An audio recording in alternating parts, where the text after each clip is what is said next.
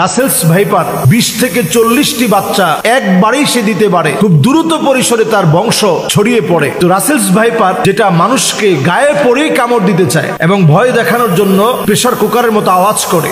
Russell's viper অথবা চন্দ্র ঘোড়া সাপ দেখবেন চাঁদের মতো সোপ থাকে।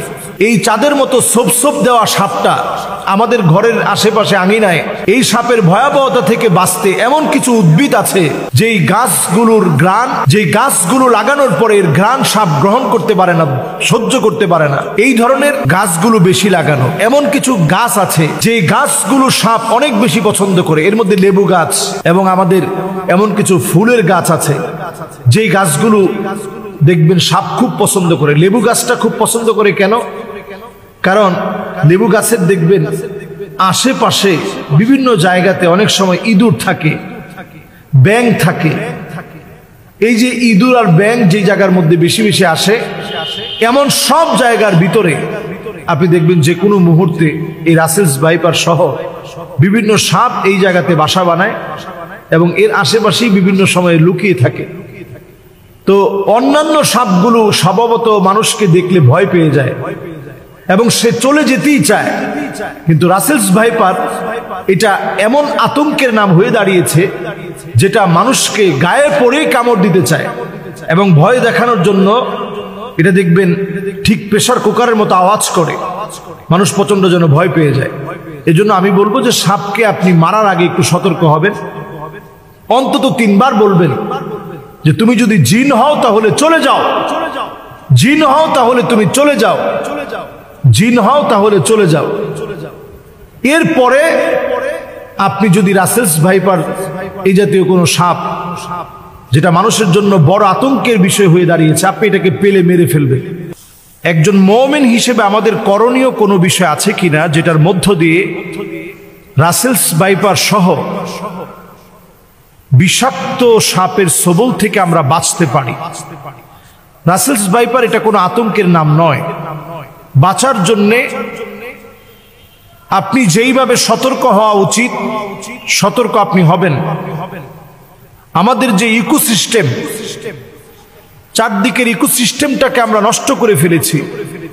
আমরা বেজি দেখলেই মেরে ফেলি। আমাদের দেশে গুই সাপকে আমরা হত্যা করি। আমাদের দেশে শিয়ালকে পেলেই আমরা শিয়ালকে মেরে ফেলি। যেগুলো সাপ খেয়ে ফেলে সেগুলোকে আমরা ধ্বংস করার মধ্য দিয়ে বিষাক্ত এই সাপ, যেটা একসময় বিলুপ্ত প্রায় ছিল, সেই সাপটি হঠাৎ করে এত পরিমাণ বেড়ে গিয়েছে। অন্যান্য সাপ যদিও বাচ্চা দেয় ডিমের মধ্য দিয়ে, ডিম পেড়ে সেই ডিম থেকে বাচ্চা বের হয়। আর এই হিমোটক্সিন লালন করা এই সাপটি এতটা বিষাক্ত, সে বৎসরে 20 থেকে 40টা বাচ্চা দিতে পারে। বিষাক্ত এই সাপটি আমাদের দেশের 28টি জেলা এই পর্যন্ত ছড়িয়ে পড়েছে। এই বৎসরে শুধু এই সাপের কামড়ে 10 জন মানুষ মারা গিয়েছে। বাংলাদেশে প্রতি বছর 4 লক্ষ মানুষকে সাপে কাটে। এই 4 লাখ মানুষ থেকে প্রায় 7,000 মানুষ মারা যায়। আমরা জানি না যে পরিবেশের ভারসাম্য রক্ষায় এই সাপের বিষেরও কিন্তু প্রয়োজন আছে। যারা অসুস্থ হয়ে যায়, ক্যান্সারে আক্রান্ত হয়, তাদের চিকিৎসায় এই সাপের বিষটাকে খুব বেশি আল্লাহ রাব্বুল আলামিন কার্যকরী ঔষধ বানিয়ে দিয়েছে। কিন্তু হিমোটক্সিন হওয়ার কারণে এই সাপের বিষটা এতটা মারাত্মক, আপনি অ্যান্টিভেনাম ইউজ করার পরেও মানুষটা মারা যেতে পারে। 25 দিন পরেও সে নানাভাবে তার কোনো অঙ্গহানি হতে পারে। এমনকি তার যেই অঙ্গে সাপটা কেটেছে ওই অঙ্গটা কেটে ফেলে দেওয়া লাগতে পারে। এরকম একটা বিপদ মুসিবতের সময়ে একজন মুমিন আমার বিশ্বাস থেকে করণীয় কিছু আছে কিনা?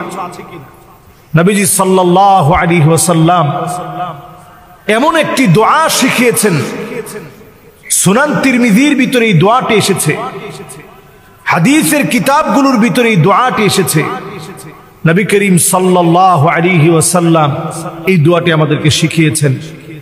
নবীজি সাল্লাল্লাহু আলাইহি ওয়াসাল্লাম বলছেন, আউযু বিকালিমাতিল্লাহি তাম্মাতি মিন শাররি মা খালাক। আমি আবার বলছি, আউযু বিকালিমাতিল্লাহি তাম্মাতি মিন শাররি মা খালাক। আউযু বিকালিমাতিল্লাহি তাম্মাতি মিন শাররি মা খালাক। সকাল সন্ধ্যায় 3 বার করে এই দোয়াটি পড়ুন। সকাল এবং সন্ধ্যায় 3 বার করে আপনি দোয়াটি পড়েন। আবু হুরায়রা রাদিয়াল্লাহু তাআলা আনহু বলছেন, 3 বার যে ব্যক্তি দোয়াটি পড়বে, নবীজি সাল্লাল্লাহু আলাইহি সাল্লাম শিখিয়েছেন, ওই ব্যক্তির জন্য, ওই ব্যক্তির উপর থেকে আল্লাহ রাব্বুল আলামিন যদি চান, তাহলে বিচ্ছু, সাপ, বিষাক্ত কোনো প্রজাতি যেটা ক্ষতি করার সম্ভাবনা আছে, ওই ব্যক্তির উপর থেকে আল্লাহ রাব্বুল আলামিন ক্ষতিটাকে কাটিয়ে দিবেন। এজন্য আমরা প্রত্যেকে দোয়াটা পড়ার চেষ্টা করি, বুঝে বুঝে আল্লাহর কাছে বলার চেষ্টা করি, আউযু বিকালিমাতিল্লাহি তাম্মাহ মিন শাররি মা খালাক। যত সৃষ্টি আছে, আল্লাহ সব সৃষ্টির যত অমঙ্গল আছে, সে অমঙ্গল থেকে আপনি আমাকে হেফাজত করেন। সাপের